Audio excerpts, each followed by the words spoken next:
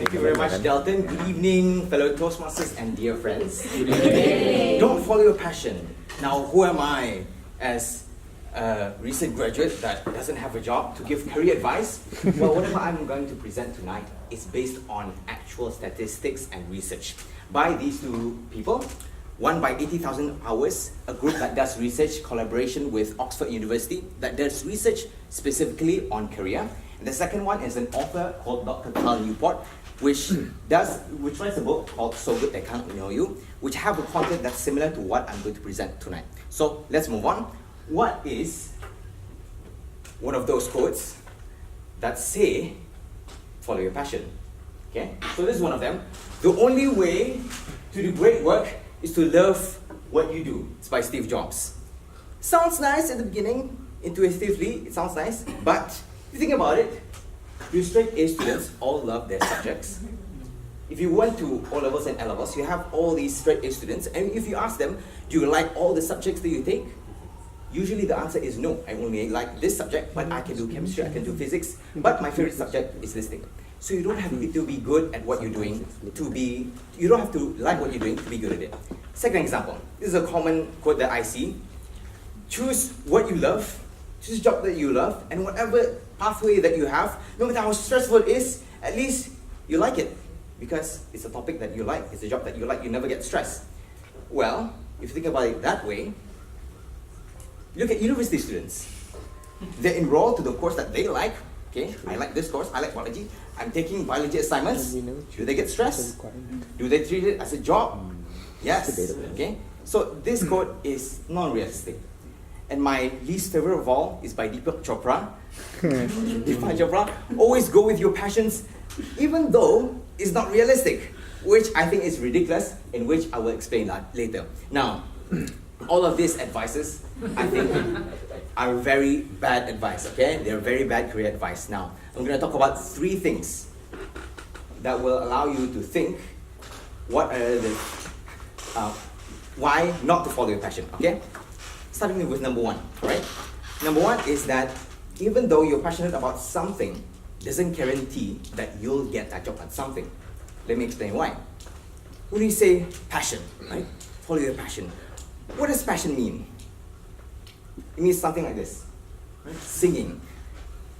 People are passionate about singing. Mariah Carey is passionate about singing. It's passionate, yeah? Gaming. People fight in gaming, they're passionate, they swear in their computer screen, they're passionate about it. Okay? Football.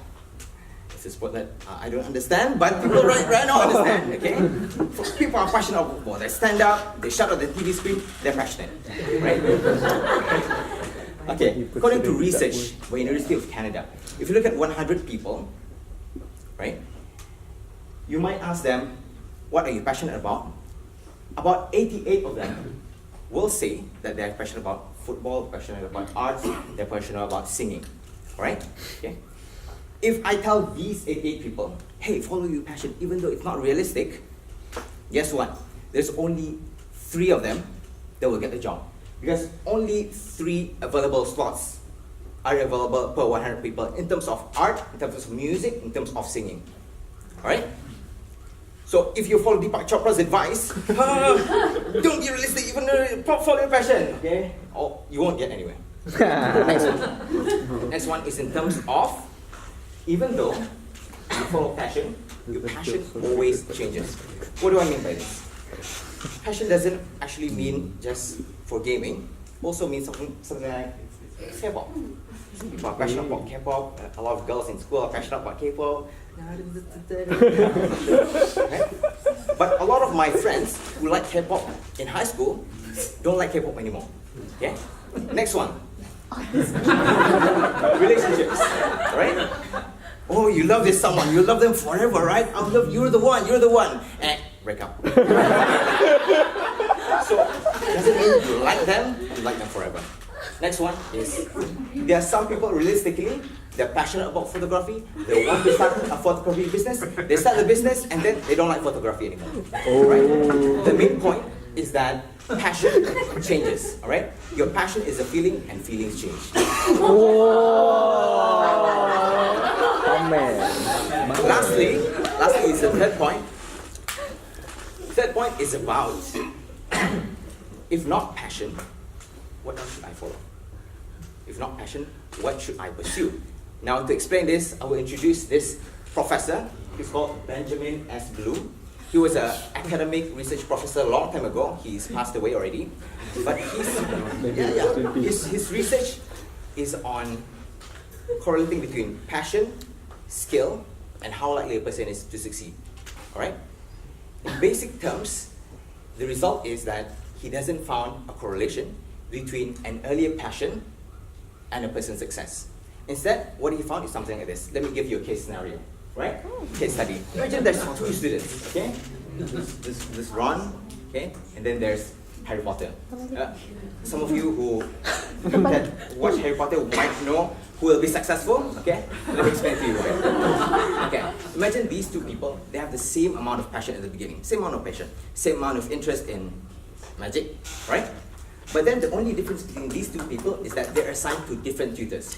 One is a good tutor, and one is a boring tutor, alright? So now you might realize, when Harry is taught by Dumbledore, like, oh, I'm taught by the headmaster, it means I'm special, it means I'll work more. And then Ron is taught by a more aggressive one, a more aggressive tutor, oh, I don't want to study anymore. Because I'm very stressed out about it, I'm too stressed, I don't want to study.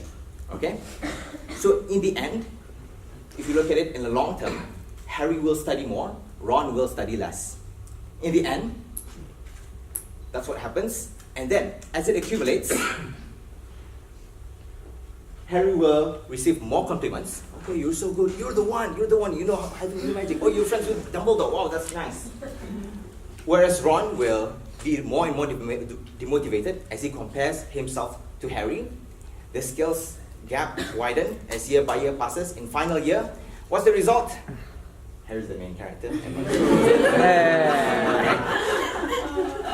But it doesn't start off this way. As you can see, it starts off at the beginning. They have the same amount of interest. It's just that they have different tutors.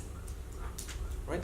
So it's not exactly about passion. It's about what leads you to work harder, to be recognized, to be associated with that passion. Right? So that leads to my third point. Follow your skills. So in the end, when you think about career pathways, don't think about what I like, what I don't like to be successful. Think about what skills you want to develop. Because if you develop that skill, in the end you will be recognized for that skill. And then when you recognize, people will associate you with that positive feeling. And then finally, you will be optimistic about it. Because passion does not lead to hard work, but hard work leads to passion. Thank you very much.